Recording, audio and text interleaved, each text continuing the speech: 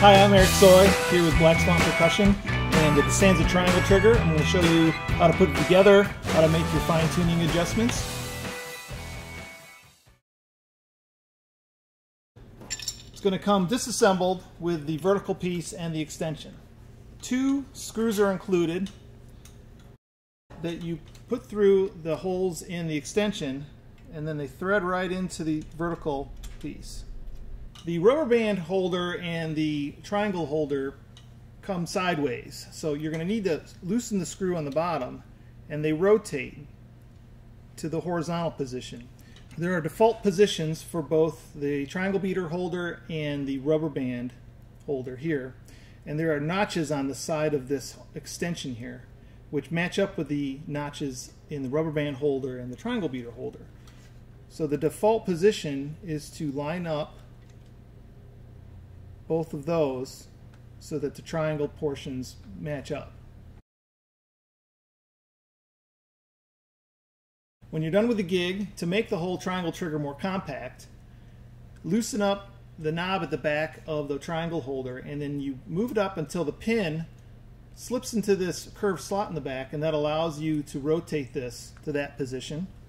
And then on the bottom you can do the same thing. There's a pin here that goes right into a curved slot that makes the whole triangle trigger a little bit more flat and compact. Now the triangle trigger also comes with a small spectrum beater, and this has a 1/4 inch diameter handle that fits in the center position of this swivel mount here. What you can do right now is rotate that either to one side or the other, and then slide this in so the handle is underneath the rubber band. Now the reason that this thing swivels is because you can fit different size triangle beater handles into this mount. You can fit a 1/4 inch, which is what this is, a 3/16 inch, or an 1/8 inch. The response is going to be a little bit better if you only have one in there at a time, but if you're playing a piece where you really need to have that option between a light beater and something a little heavier, it will definitely work. All you have to do is rotate between the center, the far right, or the far left position. These small black plastic ties are what are going to be holding your triangles. Take the large end, slip it up through the back, and then bring the other end around through the hole, and then it'll just clip into place like this. Now this thing can be adjusted in a number of places along each of these slots, depending on how you want your triangle in relation to the beater. Okay, then to mount your triangle, you would just hang it on the hanger like you would. The vertical adjustment, you want to take that down to touching the beater, and then just lift it up a little bit. It's going to change according to how you set up your action here. It's going to change according to the size of the triangle. You're just going to have to adjust that for the best response.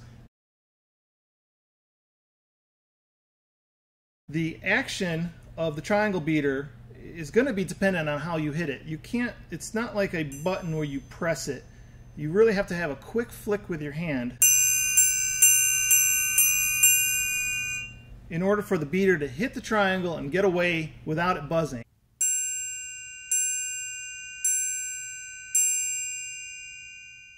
So again, the best action is just a quick flick on and off as fast as you can, either with a hand or a mallet.